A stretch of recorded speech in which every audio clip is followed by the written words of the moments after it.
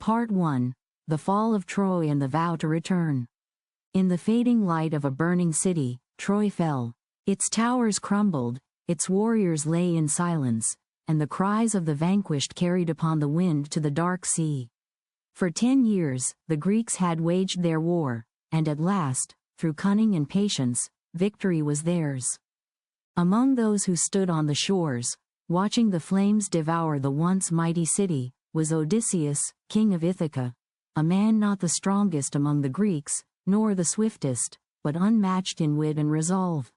His mind was the sharpest blade in all of Achaia, and it was by his cunning that Troy's gates had opened to their doom. For it was he who conceived the wooden horse, that strange gift of deception, which brought ruin to Priam's halls.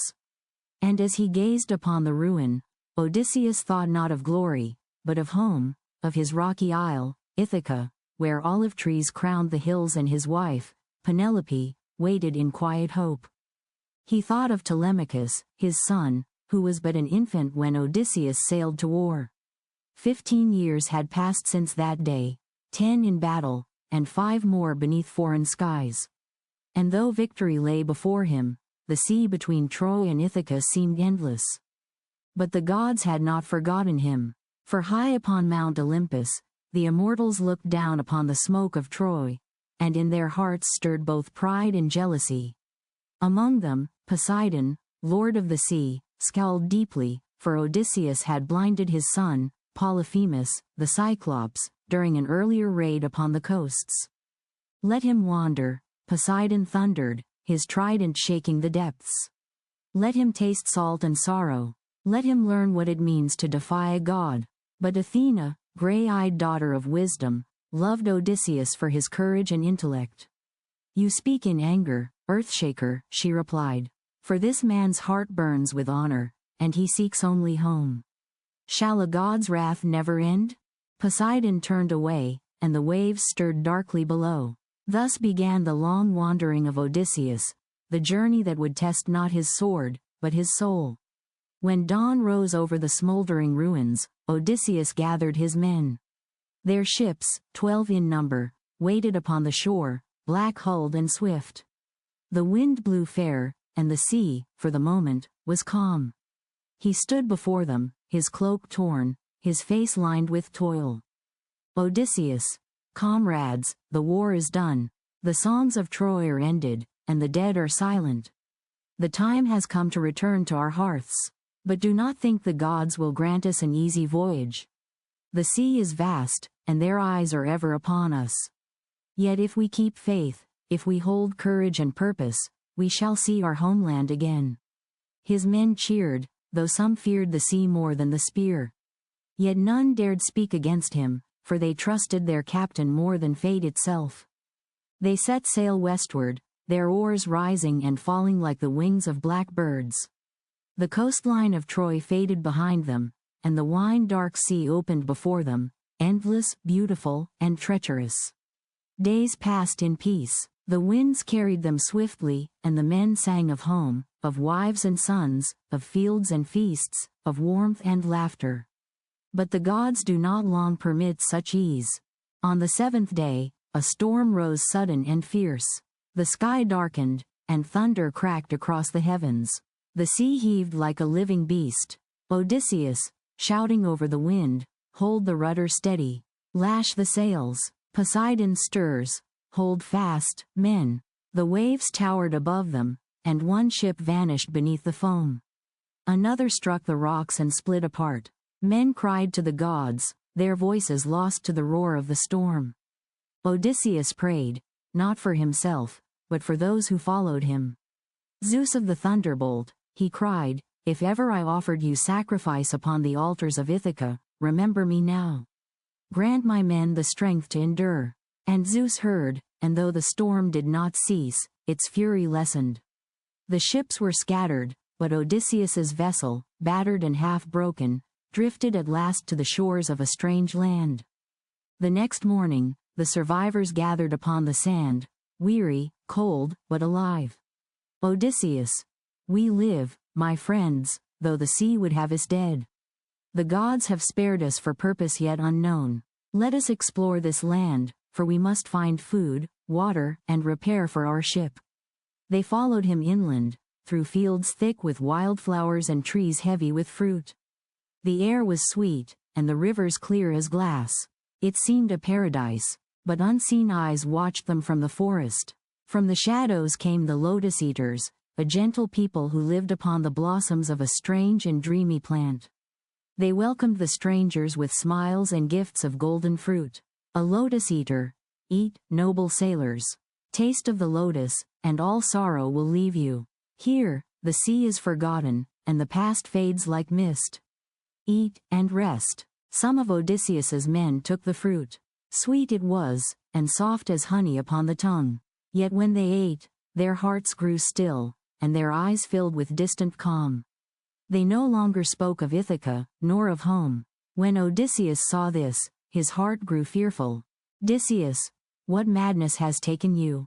Have you forgotten your families, your vows, your king?" But they only smiled, their minds lost in a gentle haze. Furious and desperate, Odysseus seized them, dragging them back to the ships by force. "Odysseus, no man who has sworn to follow me shall dwell in forgetfulness. We are men, not shades. Lash them to the benches. We sail at once." And so they fled that land, as the sun set behind them in crimson light. When night fell, Odysseus stood upon the deck, the wind in his hair, the sea whispering below.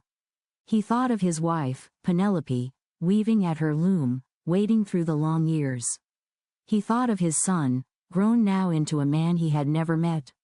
He swore by the stars and by his own heart, "Odysseus, no god, no storm, no false comfort shall keep me from Ithaca. Though I cross the gates of death itself, I will return." And far above, Athena looked down upon him and smiled faintly, whispering into the wind, "Athena, hold fast, Odysseus, son of Laertes. The road before you is long, but your name shall live eternal." The ships sailed on through the night, the men sleeping upon their oars, and the stars wheeled silently above. The sea was calm once more, but the journey had only begun. Part 2. The Isle of the Cyclops. Dawn rose over a quiet sea, pale and silver. The storm that had scattered the fleet had passed, and the men of Ithaca, weary yet alive, found themselves drifting toward a new land, one unmarked on any map, wild and untouched by mortal hands. Odysseus stood upon the prow, his eyes narrow against the rising sun. "What place is this?" he murmured. "No smoke rises, no ship sails its waters. Perhaps fortune grants us rest, or tempts us toward ruin." The sailors, hungry and salt-stung, urged for shore. They had rowed many days without meat or wine, and the promise of land filled them with reckless hope. Their black-hulled ship slid upon a white strand. Before them stretched fertile meadows, thick with herbs and tall grasses. Beyond, steep cliffs climbed into mist. The air smelled of milk and wild thyme. Odysseus gathered his men upon the sand. "Odysseus, comrades, we have come to a land unknown. Let us take care, for not all fair coasts hide friendly hearts. Half shall remain to guard the ship. The rest shall come with me to learn what people dwell here, if men, if beasts, or something between." They armed themselves and set forth, climbing through green valleys where goats leapt across the stones and cold streams glittered between the rocks. Soon they came upon a cave, vast and deep, with a mouth wide enough for 10 men to walk abreast. Outside the cave stood pens of sheep and goats, great wheels of cheese, and pails of milk thick as cream. Eurylochus, Odysseus's loyal second, looked upon it in wonder. "Eurylochus, by the gods, fortune smiles upon us. Let us take what we can and be gone before the owner returns." But Odysseus shook his head. "Odysseus, no, my friend. I would see the master of this place and learn his ways. Perhaps he will give us gifts, as is the law of hospitality among all men." They entered the cave. Within were stores of food, barrels of curd, hanging meats, and baskets of grain. The men ate eagerly, but their hearts grew uneasy as shadows lengthened across the cave floor. Then a sound came. A heavy tread, the crunch of stone beneath feet too large to belong to any mortal man. The mouth of the cave darkened. A figure filled it, taller than any tower, broad as a gate, his single eye blazing in the center of his brow. It was Polyphemus, son of Poseidon, the Cyclops. He bore upon his shoulder a bundle of wood, which he dropped with a crash that shook the earth. Then he rolled a boulder across the mouth of the cave, so vast that 20 oxen could not have moved it, and the men knew they were trapped. The giant's voice boomed like thunder. Polyphemus, strangers, who are you, that trespass in my home? Traitors or pirates? Speak. Odysseus stepped forward, his heart steady though his blood turned cold. Odysseus, we are Achaeans, returning from Troy. Our ship is broken by the storm, and we seek shelter and food. We come as suppliants, under the protection of Zeus, god of guests and hosts. Polyphemus laughed, a sound like stones grinding together. Polyphemus, Zeus, I care nothing for your thunder god. We Cyclops are stronger than your petty deities. We bow to no law but our own. With that, he reached out and seized 2 of Odysseus's men as a child might pick apples from a tree. Before any could cry out, he dashed them upon the rocks, tore them apart, and ate them raw. The cave rang with screams, but Odysseus held his men back. Odysseus, silence, rage will not save us. We must think, and live. When the Cyclops had eaten and drunk his fill, he lay down among his sheep and slept, his breath rumbling like thunder. Odysseus's men gathered around him, trembling. Eurylochus, let us kill him now, while he sleeps. Strike with our swords, and we may yet escape. But Odysseus shook his head once more. Odysseus, if we slay him, who will move that stone from the door? No, his death would be our own. We must find another way. Through the long night he plotted, and by dawn, his plan was set. When the Cyclops rose again, he drove his flocks from the cave, but before leaving, he rolled the boulder back across the mouth, sealing Odysseus and his men within. All that day, they worked. In the shadows they found a great trunk of olive wood, freshly cut and green. With knives they hewed it to a sharp point and hardened it in the fire. Then they hid it beneath the dung and waited for night. When Polyphemus returned, he brought his flocks and blocked the entrance once more. He ate 2 more men and drank deep of milk and wine from his jars. Odysseus stepped forward, holding out a skin of the wine they had brought from their ship, a gift of the god Dionysus, dark and strong. Odysseus, here, mighty lord, drink, and know the taste of a mortal's gratitude. Few have drunk such wine before. Polyphemus drank, and the sweet fire of it burned down his throat. He grinned, showing teeth like stones. Polyphemus, good, more. He drank again, and yet again, until his eye grew heavy and his speech thick. Polyphemus, tell me, little man, your name, so I may give you a gift. Odysseus, my name is Nobody. That is what my mother and father called me. The Cyclops laughed until the walls trembled. Polyphemus, then hear my gift, Nobody. You shall be eaten last, after all your friends. With that, he toppled backward, his single eye closing, and the cave fell silent save for his thunderous snoring. Then Odysseus gave the signal. Together, the men lifted the sharpened stake, glowing red from the embers of the fire. With all their strength, they drove it deep into the Cyclops' eye. The sound was like the hiss of water upon hot iron. The giant screamed, flailing wildly, blood and smoke pouring from the ruined socket. He tore the stake from his face and bellowed for help. Polyphemus, brothers, come to me, nobody has blinded me. From across the hills came the voices of other Cyclops, calling back through the dark. Other Cyclops, if nobody harms you, why do you cry out?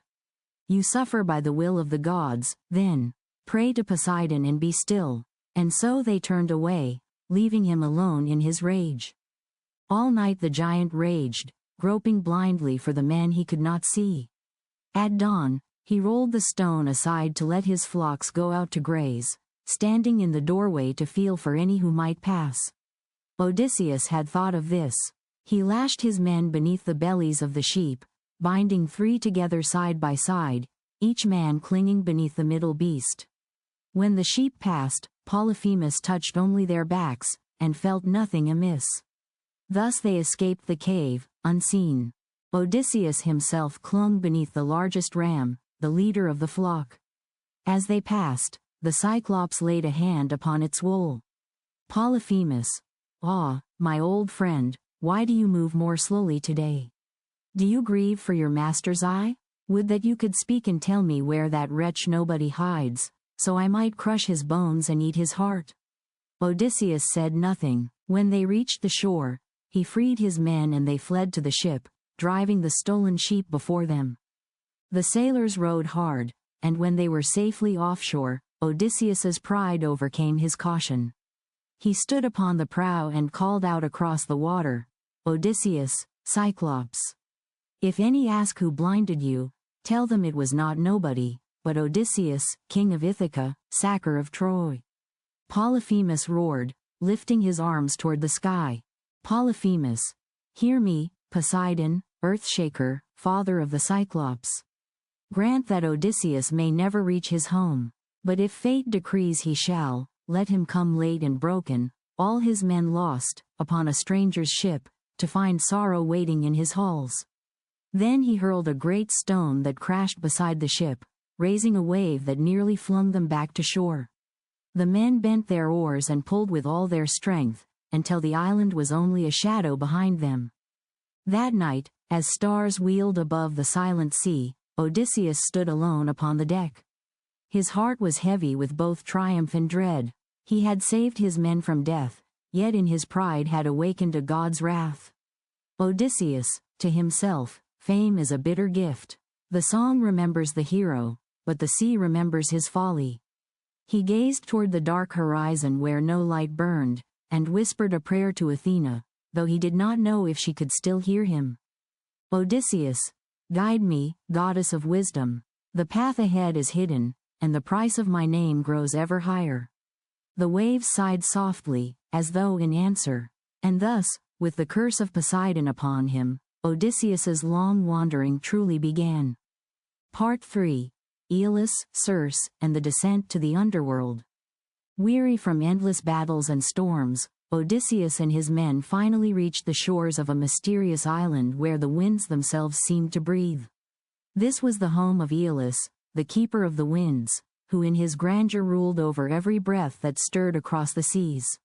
Odysseus set foot on the land, both cautious and hopeful. Aeolus, an old man with eyes that shimmered with knowledge, greeted him with a hospitality reserved for those who understood all the secrets of the ocean.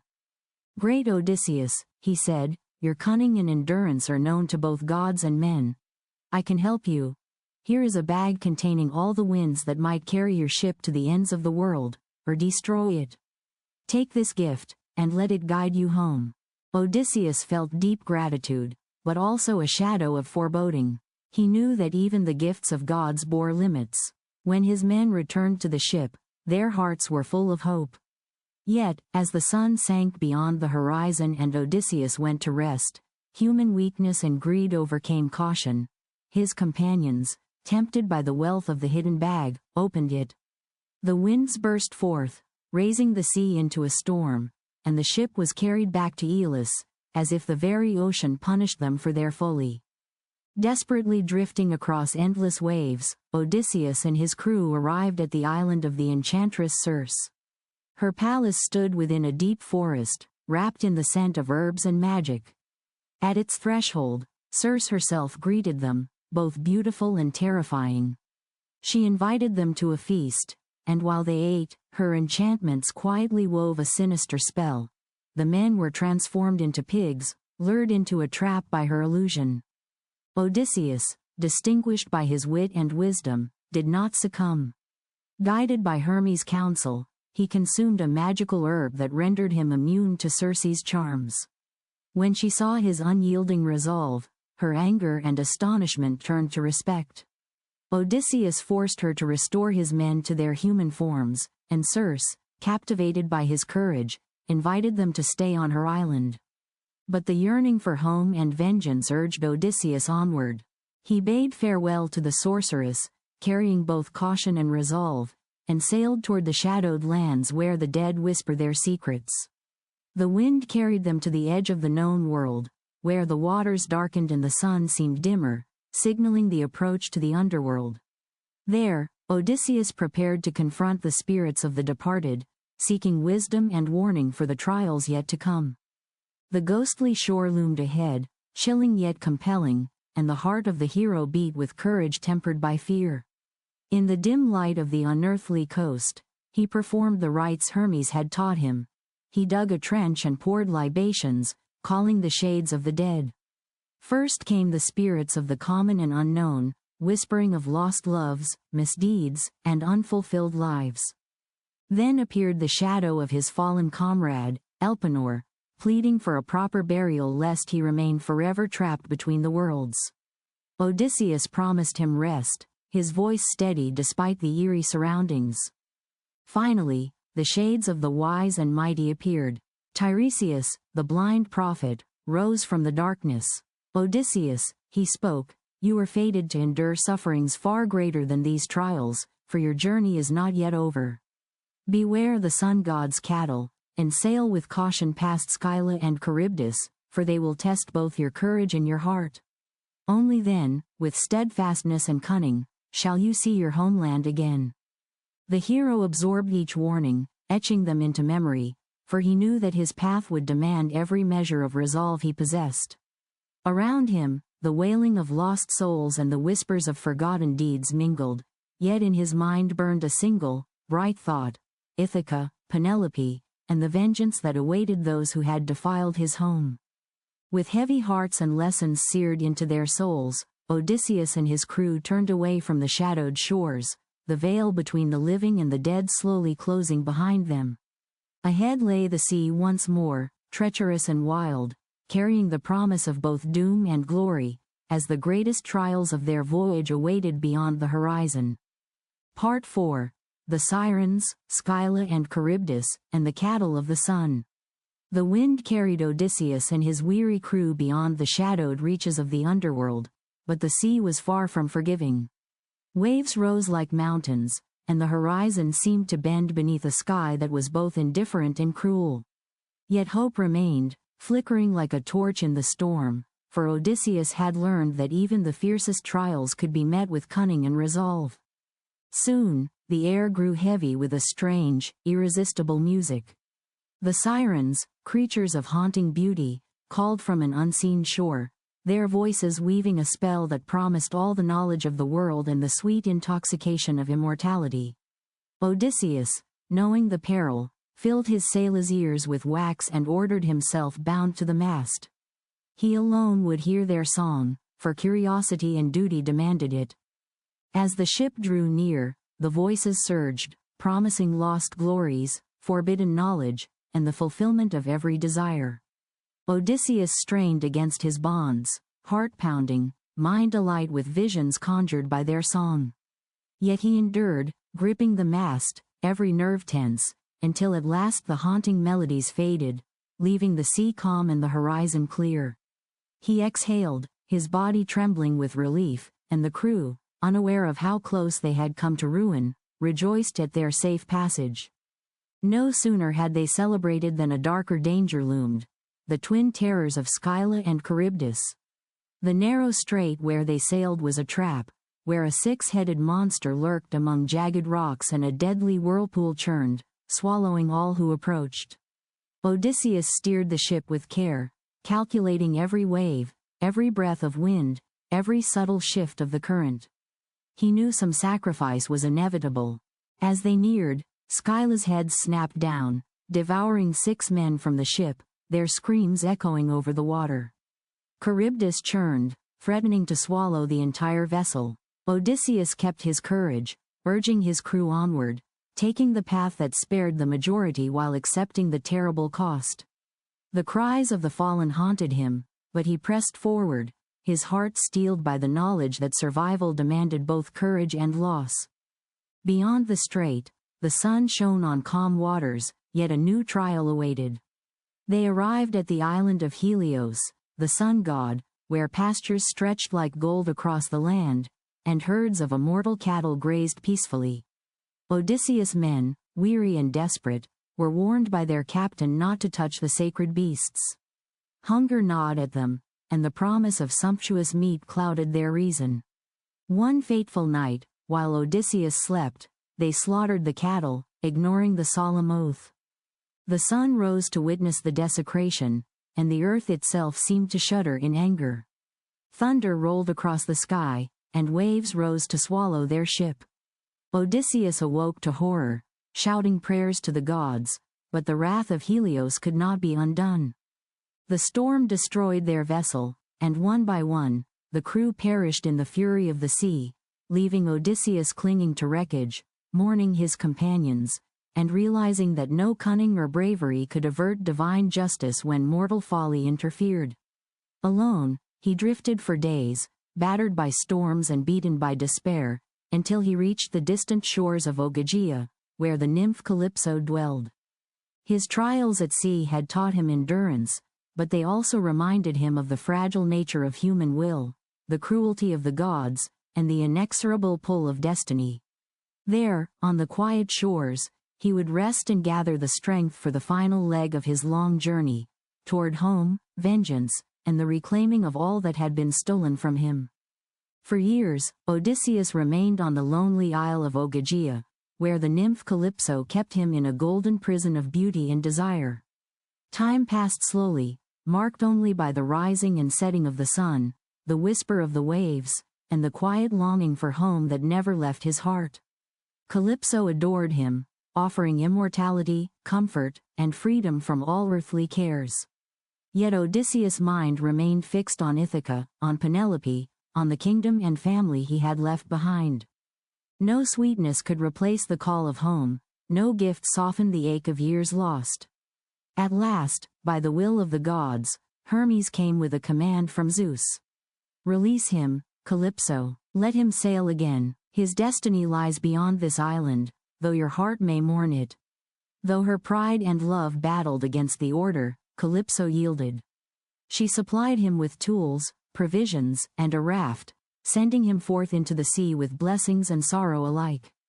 Alone once more, Odysseus faced the vast waters, yet his resolve was unbroken.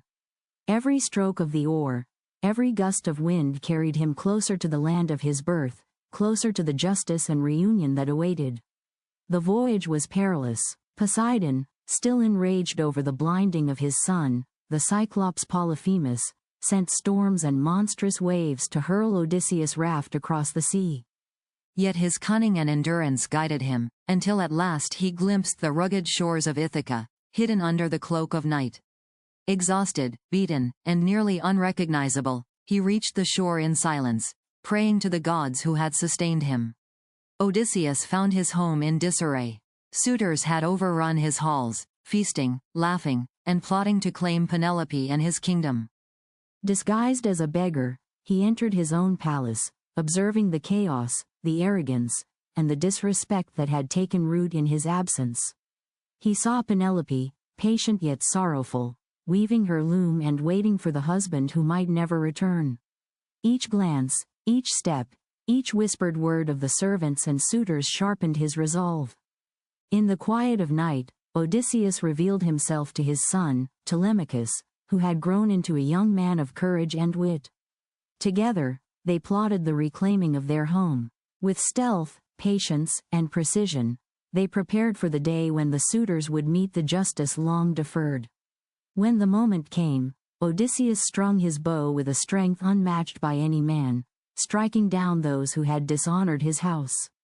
One by one, the suitors fell, and the halls of Ithaca, once alive with arrogance and defiance, were cleansed by the vengeance of the rightful king. Penelope, cautious yet ever wise, tested him to ensure it was truly her husband returned, and at last, recognizing his voice, his stories, and the marks of suffering upon his body and soul, she embraced him. The house was restored, the kingdom returned to order, and the long years of wandering, trials, and loss came to their final end. Odysseus, tempered by suffering, enlightened by wisdom, and strengthened by courage, reclaimed not only his home but the honor and legacy that belonged to him. Yet even in victory, he remembered the lessons of his journey, the whims of the gods, the frailty of men, the cost of folly, and the enduring power of perseverance. Ithaca was his again, but Odysseus understood that the sea, the winds, and the shadows of destiny would forever linger in the hearts of men who dared to seek glory, love, and the longed-for shores of home.